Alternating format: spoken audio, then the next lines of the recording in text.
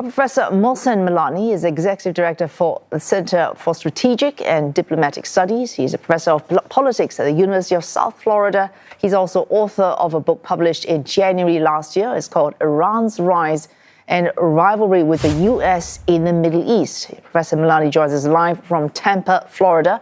Professor, that book released last year, laying out how Iran has managed to emerge as a major regional player despite years of sanctions.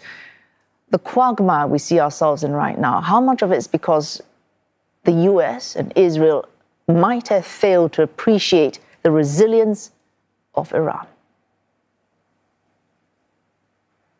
Thank you for inviting me on your show. When I wrote the book, I argued essentially that despite over 4.5 decades of U.S. sanctions, international sanctions, Iran was able to extend its power into Iraq, Lebanon, Yemen, Syria, and to some degree in Gaza. And then I concluded that if Iran wants to maintain this new position of power as a regional power, they have to make some serious revision in their foreign policy as well as their internal policy. Internally, I argue that there has been a sort of a divorce between a vast majority of the Iranians and the government. And that divorce has to come to an end, and a new social contract has to be established. In terms of foreign policy, I made the argument, and I have done that over 35 years of writing, that Iran and the US have to come to have a normal relationship, not necessarily a friendly relationship, but a normal relationship. And finally, I concluded that if Iran doesn't do these reforms, it cannot sustain its power in the Middle East. Now, 2 weeks before the US and Israel attacked Iran in June, I wrote a piece in Foreign Policy, and I argued that Iran has become weakened, but it is still powerful enough to protect itself. And I warned that if Iran is bombed, Iran is likely to go ahead and close the Strait of Hormuz, is very likely to attack American bases and assets in the Middle East. Okay, Professor Milani, in retrospect, I want to give some credit to myself for saying, yes, that's exactly what happened. Clearly prescient on that. The article, published June 2025, is titled, Iran Isn't As Weak as It Seems. The US might not have realized it on the 20th of February, but it has several weeks now to appreciate that Iran is not as weak as it seems. Does it still have space now to negotiate or to rebalance itself militarily to take back the situation on Iran? Yes, and I think there are a few points that must be emphasized as to why there was a miscalculation or misread of Iran by the United States as well as by Israel.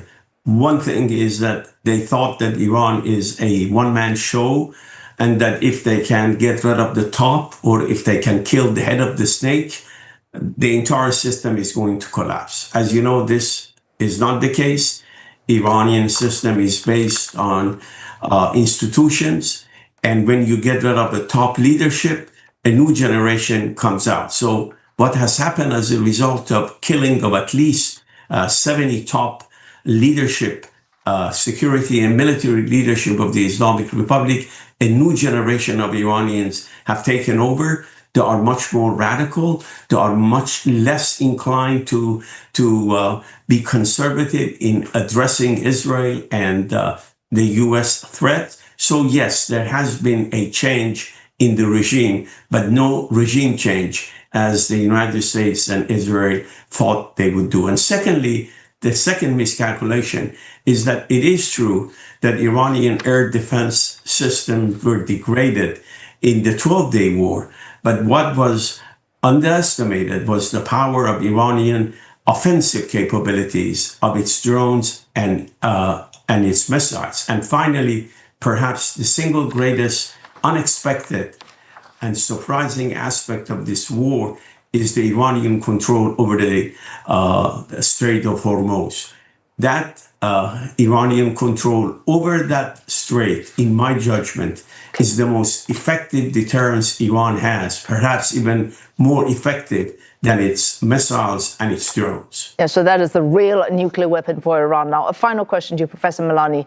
As we look ahead or hope for some kind of negotiation, this normal relationship you talk about between Iran and the United States, is there a way for both sides to find that relationship based on some kind of enlightened self-interest? You've talked about power, security, interest. Is there a way to build ties based on each side advancing their own interests, but not at the cost of the other? Final question.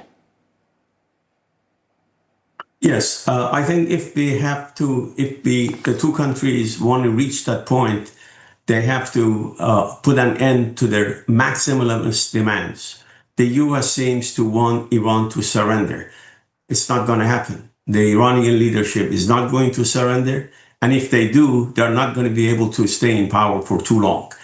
But Iranian demands that the U.S. should get out of the region is unrealistic. And it is not going to happen. On the part of the U.S.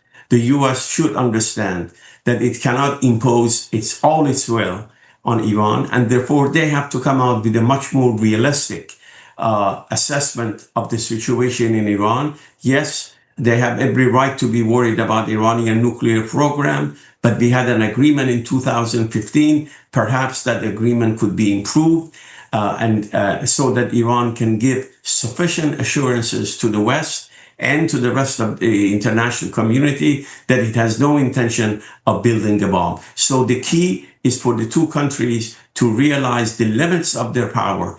And finally, they have to understand that after almost half a century of mistrust, they cannot overnight establish good relationship or even normal relationship. They have to go step by step, and they have to be patient. Oh, thanks. Mohsen Milani, Executive Director, Center for Strategic and Diplomatic Studies, and also Professor of Politics at the University of South Florida. Thanks so much for joining us this evening.